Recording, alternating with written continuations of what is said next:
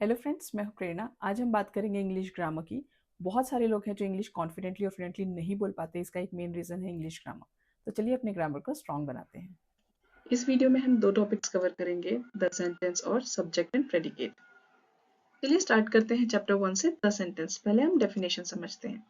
A group of words that makes complete sense is called a sentence. मतलब कोई भी group of word जिसमें complete sense हो वो सेंटेंस कहलाता है। फॉर एग्जाम्पल, अगर मैं कहूँ I wanted to go for a walk but it started raining, मतलब मैं वॉक पर जाना चाहती थी बट बारिश शुरू हो गई। इससे हमें एक इन्फॉर्मेशन मिल रही है, इसलिए इसे हम एक सेंटेंस कहेंगे। There are four types of sentences. First, declarative or assertive sentence. Second, interrogative sentence. Third, imperative sentence. And fourth, exclamatory sentence. Let's understand a declarative or assertive sentence. A declarative sentence makes a statement or assertion. It provides information and ends with a period. मतलब एक declarative sentence घोषणा करता है और assertion मतलब दृढ़तापूर्वक कहना या निश्चित रूप से बताना, जिसे हम certain कहते हैं। For example, the sun rises in the east. She is reading a book. I wanted to go for a walk, but it started raining. Second is an interrogative sentence. An interrogative sentence asks a question, it seeks information and ends with a question mark. Simple है। Interrogative sentence question पूछता है और question mark से and होता है। आपने सुना होगा पुलिस ने इंट्रोगेशन के लिए बुलाया है, मतलब पुलिस बहुत सारे क्वेश्चंस पूछेगी, या पुलिस का नेचर इंटरोगेटिव होता है, मतलब पुलिस बहुत सारे क्वेश्चंस पूछती है। राइट, चलिए इसे कुछ एग्जाम्पल से समझते हैं। Where do you live? Are you coming today? What time is it?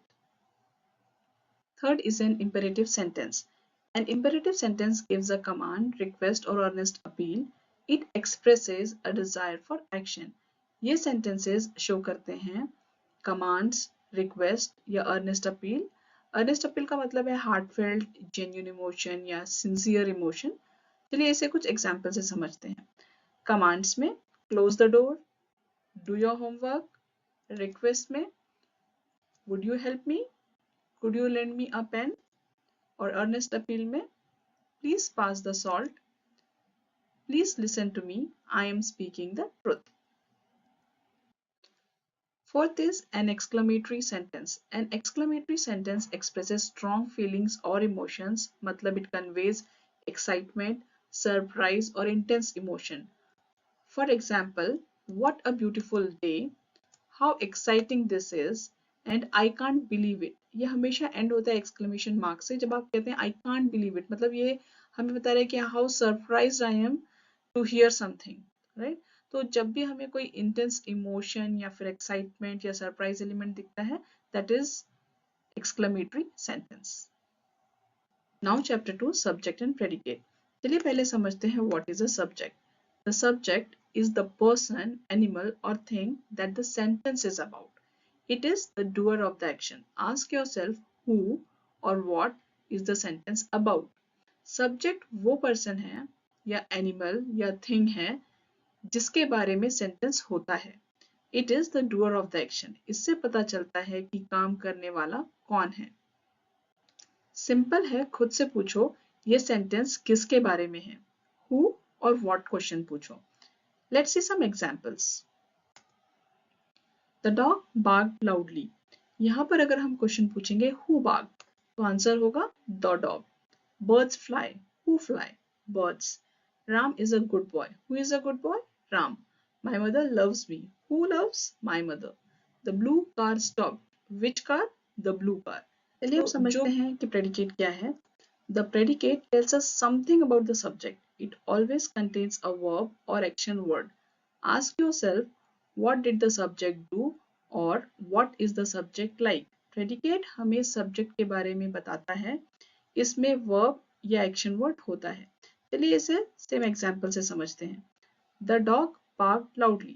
अब हम इसमें अगर क्वेश्चन पूछेंगे what did the dog do, तो इसका आंसर होगा barked loudly.